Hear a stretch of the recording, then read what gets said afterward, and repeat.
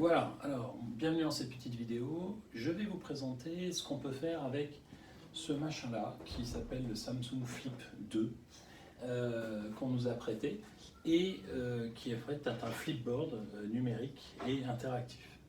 Je vais vous proposer trois choses. La première chose, c'est l'utilisation basique. La deuxième chose, c'est l'utiliser comme un outil de démo ou de brainstorm autour d'une application mobile. Et la troisième chose qui est plus évoluée, c'est de l'interfacer avec Teams pour pouvoir faire des brainstorms à distance avec plusieurs personnes qui interagissent avec cet objet. Alors c'est parti pour la première partie. La première partie, c'est une utilisation basique. Il faut savoir que ce truc-là, si vous allez sur Internet, vous allez regarder des tas de vidéos avec des acteurs exceptionnels qui vous peignent un Picasso dessus et qui envoient ça sur Internet. Maintenant, si vous travaillez dans une grande entreprise, interfacer ce truc-là avec votre système informatique, il va d'abord falloir que vous trouviez les personnes responsables de faire l'étude, puis il va falloir mener l'étude, il va falloir faire des études de sécurité, il va falloir faire des études d'infrastructure technique. Bref, vous ne l'aurez pas dans votre salle de réunion avant 6 mois, 1 an, 2 ans au minimum. Donc, moi ce que je vais vous montrer, c'est l'utilisation la plus basique qui va faire bondir tous les gens de Samsung qui ont fait des tas de trucs beaucoup mieux. Alors c'est parti. D'abord, on l'allume. Pour l'allumer, vous voyez ici, vous avez une petite partie qui est en option, qui est vachement pratique, où il y a des ports USB, des ports HDMI, etc. Et juste en dessous, il y a un petit bouton. Donc si vous arrivez dans une salle et qu'il est tout noir, c'est qu'il est éteint, il faut l'allumer. Une fois qu'on l'a allumé, on a un écran tout blanc, ce qui est pratique pour un paperboard. Et on a sur le côté un petit crayon, qui peut être sur le côté, qui peut être en bas, petit crayon qui va me permettre tout simplement de dessiner sur la surface. Quand je veux effacer, je prends ma main et je frotte délicatement, tout simplement. Je veux changer de couleur. Je prends mon crayon, je garde appuyé. Ici apparaît un petit menu avec une épaisseur de trait et une couleur. Je choisis par exemple du noir et je suis reparti et je peins en noir. Ok? Simple, pragmatique. Ensuite, une fois que j'ai terminé de faire ce que je voulais sur cette page, je vais vouloir par exemple faire une page blanche. Une page blanche, dans un paperboard normal, vous attrapez et vous envoyez derrière. Là, en bas, vous avez un petit trait pointillé avec une petite poignée. Donc vous l'attrapez avec le stylo ou avec votre doigt et vous tirez vers le haut. Et vous passez à la page 2. Et c'est reparti. Alors, et vous pouvez continuer comme ça, autant de pages que vous voulez. Ce qui est intéressant avec ce produit, c'est deux choses. La première, c'est que là, vous voyez, il est en vertical. Je peux aussi l'attraper et le passer délicatement en horizontal. Et là, je peux travailler exactement de la même façon. Ma petite poignée, avec mon trait avec des pointillés, j'attrape, je tire et je passe à la page suivante. Alors, vous allez me dire, tout ça c'est bien joli, mais ça sert à quoi par rapport à un bon vieux paperboard papier? Eh bien, ça sert au fait que, en haut, vous avez un petit menu avec une petite flèche, vous allez cliquer. Et là, vous allez pouvoir choisir d'importer ou d'exporter. Comme je vous l'ai dit, on peut importer de plein de sources différentes, dont Internet, Samsung Workforce, etc. Moi, dans cette démo, je vous ai dit qu'on était connecté à rien. C'est-à-dire qu'on a pris le paperboard, on l'a sorti du carton, on l'a installé, on l'a branché à une prise de courant. Donc moi, j'ai une petite clé USB. Je vais venir la brancher ici, dans le bon sens. Et ensuite, je vais par exemple choisir d'importer USB et je vais prendre une photo. Cette photo, elle apparaît dans un petit cadre avec une barre. Donc vous voyez, je peux l'attraper, je peux la bouger. Et puis, en haut ici, vous avez plusieurs options. Si je fais des bêtises, ça ne va pas le faire. Vous avez plusieurs options, dont une sur laquelle j'ai appuyé sans faire exprès, qui est un petit carré, une petite flèche et un autre petit carré, il faut que j'arrête d'appuyer sans faire exprès, qui va nous permettre tout simplement de l'imprimer dessus. Donc là, par exemple, je l'ai fait, je ne vais pas le refaire 2 fois, j'ai imprimé mon image sur... Hop, pardon. Voilà, j'appuie sur cette petite flèche avec 2 petits carrés et je l'ai imprimé sur le fond. Une fois qu'il est imprimé, et bien maintenant, je vais pouvoir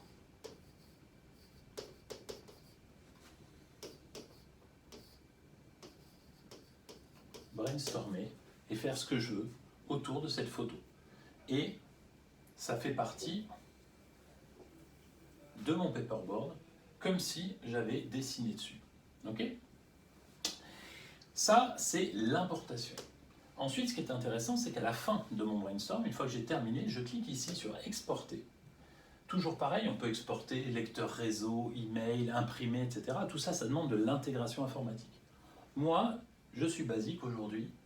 Je fais exporter sur USB. Je me retrouve avec ma clé USB et je clique sur Enregistrer. Exportation, exportation réussie. J'ai maintenant sur ma clé USB 2 choses. Un PDF avec toutes les pages, toutes ces pages-là, donc qui peut servir pour un compte-rendu de réunion par exemple, et un fichier avec un format un peu bizarre qui s'appelle IWB, Interactive Whiteboard, qui va me servir en fait à pouvoir revenir. Donc là, un tout petit peu d'imagination, la réunion se termine, je viens d'exporter ce que je voulais, ce qu'on vient de faire, et je prends ma clé USB et je pars avec. Avant de partir, toujours, on pense à la sécurité. Au niveau de la sécurité, il y a un deuxième menu. Donc là, quand il est en position horizontale, donc le menu du haut, je rappelle, c'est pour importer et exporter. Et en bas, il y a un deuxième menu avec un petit menu burger, ça s'appelle, 3 petites tranches comme ça, où je vais cliquer et où je vais pouvoir choisir nouveau. Donc là, par exemple, si je clique sur nouveau, ça devient tout blanc. Il a créé ce qu'il appelle un nouveau rouleau, c'est-à-dire que c'est prêt pour la réunion suivante. Mais je peux aussi choisir navigateur de rouleau. Quand je clique sur navigateur de rouleau, je vais retrouver tout ce qui a été fait sur ce paperboard, exactement comme les pages. Quand vous arrivez dans une salle de réunion, il y a des pages qui ont été faites avant. Si jamais le sujet est confidentiel ou que vous voulez le garder pour vous, vous venez dans ce navigateur de rouleau, vous cliquez sur sélectionner. Ici, vous allez retrouver ce qu'on a fait, nos 3 pages là, avec nos petits chats. Je vais cliquer dessus et je clique sur supprimer. Je valide. Et ce que j'ai fait a disparu. Voilà. Donc ça, il faut y penser. C'est exactement comme quand vous sortez d'une salle avec un paperboard. Quand vous sortez de la salle avec le paperboard, si les informations sont confidentielles ou que la salle est publique ou je ne sais pas, vous pensez à effacer. Petite manip en plus, et voilà. Donc là, on est sur un écran complètement blanc, je quitte la salle de réunion, et puis je reviens une semaine plus tard. Voilà, nous sommes une semaine plus tard, encore plus fort que Marty McFly. J'ai ma petite clé USB. Je la remets dedans. Je clique sur mon petit menu du haut. Je choisis Importer, USB. Là, vous voyez mon fichier PDF dont je vous avais parlé, dont je n'ai pas menti, et vous voyez un petit fichier marqué IWB. Je clique sur le fichier IWB, et il vient de me recharger tout ce qu'on a fait la dernière fois, sur lequel nous allons pouvoir apporter des commentaires supplémentaires. Fin de la réunion, on a terminé. On clique exporter, USB, enregistrer.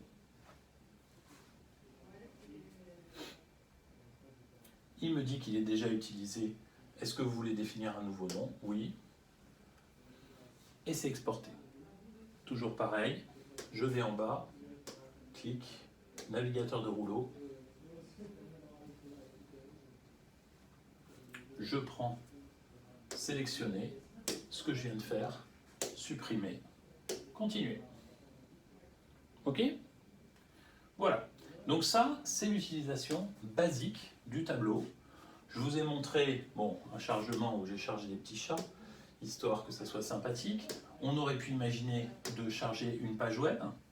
Donc là, toujours, le principe, un peu comme dans Windows, je peux attraper en bas à droite pour agrandir ou rétrécir, et j'ai des petites icônes qui me permettent de le faire tourner ou l'imprimer, entre guillemets, sur le fond. Donc c'est le petit carré, la flèche vers le grand carré, je clique dessus, et là, je me retrouve avec mon fond, pardon, là si je fais des bêtises, c'est pas grave, je vais dans le menu, petite marche arrière pour annuler les bêtises que j'ai fait. Voilà, et là, on va pouvoir dire, ça, on le veut non, cette partie-là, je la veux en bleu, etc. Ok? Et toujours pareil, j'ai terminé ma réunion, exporter, USB, disais-je, enregistrer, et c'est fini. Ok? Très bien. Pareil, là j'étais en version horizontale, je peux faire évidemment toujours pareil, tout en version verticale. Dans mon exemple là, ça ne va pas le faire, mais ici je peux en continuer une deuxième page, et c'est parti. Ok? Utilisation basique, première partie, un outil assez efficace. On est parti pour la deuxième partie de la vidéo. Alors, deuxième partie de la vidéo, ici ce qu'on va vouloir faire, c'est une démonstration d'une application web, et puis un petit brainstorm derrière pour changer 2-3 choses. Donc là, je vais par exemple mettre mon flipboard de Samsung en paysage, et je vais prendre mon téléphone, Samsung en l'occurrence, mais surtout Android. Android parce que c'est plus simple qu'Apple. Vous allez voir pourquoi. La première chose que je vais faire, c'est que je vais aller dans le menu. Alors chez Samsung, ça s'appelle Smart View. Sinon, sur votre téléphone, vous cherchez Partage Miracast. Quand vous faites ça, j'ai essayé de mettre ça devant la caméra. Voilà, vous voyez apparaître le Flip Samsung VMR Série. C'est le nom par défaut. Je clique dessus. Et là, hop, je valide que je vais partager des informations. Et là, regardez ce qui se passe sur l'écran. Ce qui se passe sur l'écran, c'est que j'ai une petite fenêtre, un peu comme l'image de tout à l'heure, qui apparaît avec mon téléphone. La seule chose, c'est que contrairement à l'image de tout à l'heure, ça bouge. Alors ça, vous allez me dire, ok, c'est sympa, mais c'est déjà vu. Et je suis d'accord, c'est déjà vu. Donc là, ce qu'on va faire, c'est que cette petite image, je pose mon téléphone, et nous allons cliquer sur ce petit carré à côté de la croix, puis qui permet de positionner en fait cette fenêtre d'une façon prédéfinie. Et ici, nous avons un grand carré bleu. Je clique dessus et je passe en plein écran. Donc là, déjà, c'est sympa. Vous allez me dire, oui, mais on a déjà un grand barco à côté. À quoi ça sert d'avoir ça? Quoi ça sert d'avoir ça? Tout simplement qu'ici, je suis en interactif. Ici, je vais cliquer sur mon application et je vais vous faire la démo de cette exceptionnelle application que nous venons de développer. Non, on ne vient pas de la développer, elle existe depuis longtemps, mais ce n'est pas le sujet. Et donc, je vais pouvoir faire tout ce que je fais avec mon téléphone. Voilà, pas que je m'enflamme. Voilà, tout ce que je fais avec mon téléphone, le pinch to zoom, je peux rechercher, je vais avoir le clavier qui va apparaître, je vais chercher ce que je veux, non, je ne vais pas chercher. Voilà, donc je peux vous faire une démo de cette application. J'ai même les boutons pour faire marche arrière, j'ai les boutons pour revenir au menu. Bref, je peux faire une démo complète, ce qui est interactif et assez sympathique. Ça, c'était la partie où je vous montre une application. Après, ici vous avez un petit menu qui est le menu du Samsung Flip, qui n'est pas le menu de mon téléphone. Donc vous voyez que je peux déplacer s'il me dérange. Je rappuie sur le petit menu burger, toujours mes 3 petites tranches, ça regrandit. Et là, je retombe sur cette petite image avec mes petits carrés et mon triangle, et je vais le remettre par exemple en centrale, ici. Ok, en petit. À noter qu'il est toujours interactif. Il est plus petit, mais toujours interactif. Maintenant, on va se faire un petit brainstorm.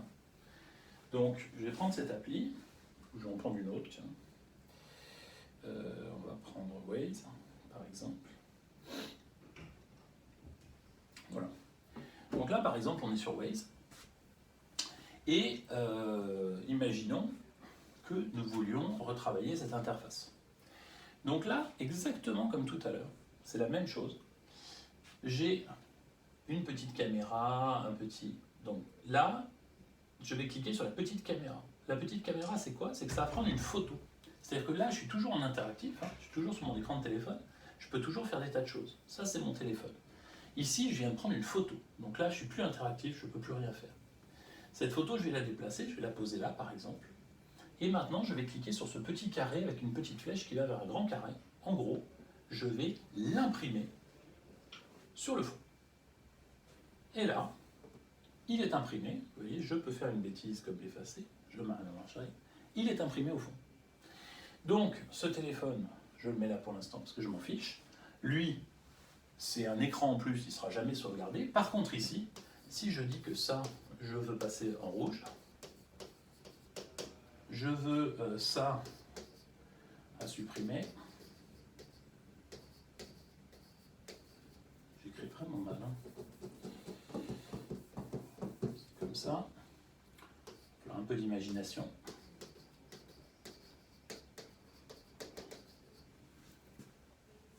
Voilà, alors mon téléphone, je vais l'enlever, hein, puisque maintenant, je quitte. L'objectif, c'est vraiment de travailler sur cet écran. Voilà. J'aurais pu le garder, passer sur un autre écran et faire une page neuve avec mon nouvel écran. Donc là, on vient de coupler l'utilisation de base du tableau que vous avez vu dans la première partie, où je peux sauvegarder, etc., avec le fait d'interagir avec un téléphone. Ok? Maintenant, troisième partie de la vidéo, on ne va plus interagir avec un téléphone, on va faire encore plus fort. Et c'est parti. Alors là, on s'accroche parce qu'il y a du niveau. Qu'est-ce qu'on va faire? Ce qu'on va faire, c'est que je vais vous demander d'avoir un peu d'imagination. Vous êtes plusieurs, vous voulez brainstormer ensemble, mais vous êtes à des endroits différents géographiquement. Là, qu'est-ce qu'on aimerait avoir? On aimerait avoir un tableau blanc interactif où tout le monde peut interagir. C'est-à-dire que moi, je vais faire des choses ici, mais ce que je voudrais, c'est que non seulement les autres le voient, mais accessoirement, en plus, qu'ils puissent faire aussi des choses. Donc là, un tout petit peu d'imagination, parce que je n'ai pas 10 copains à travers la planète pour l'instant pour faire cette démo. Donc, on va simuler. La première chose que je vais faire, c'est que je vais mettre mon tableau en position paysage. La deuxième chose que je vais faire, c'est que je vais prendre mon PC. J'ai ici un PC Windows 10. Et au niveau de mon PC, en bas à droite, ici, j'ai une petite bulle qui s'appelle le centre de notification. Ce qui est intéressant dans cette bulle, ce n'est pas la partie haute. Ce qui est intéressant, c'est que ici, vous avez des tas de tuiles avec des tas de choses qui généralement ne vous servent à rien. Si vous n'en voyez pas autant, c'est que vous êtes comme ça. Et donc là, il faut cliquer. Quand vous avez une seule ligne, vous cliquez sur développer. Une fois que vous avez cliqué sur développer, ce qui va nous intéresser, c'est le bouton qui chez moi est en bas à droite, peut-être chez vous il est ailleurs, qui s'appelle connecter.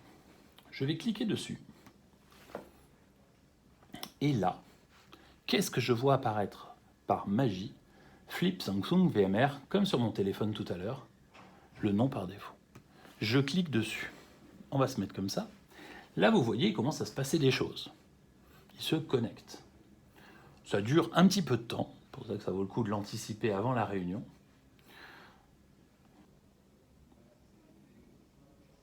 C'est quand tu veux. Voilà. On y est. C'est pas l'effet Bonaldi. Et là, qu'est-ce que vous voyez apparaître? Tout doucement, certes, mais que vous voyez apparaître, c'est une fenêtre, comme tout à l'heure avec la photo et comme tout à l'heure avec le smartphone. La seule différence, c'est que là, c'est mon PC.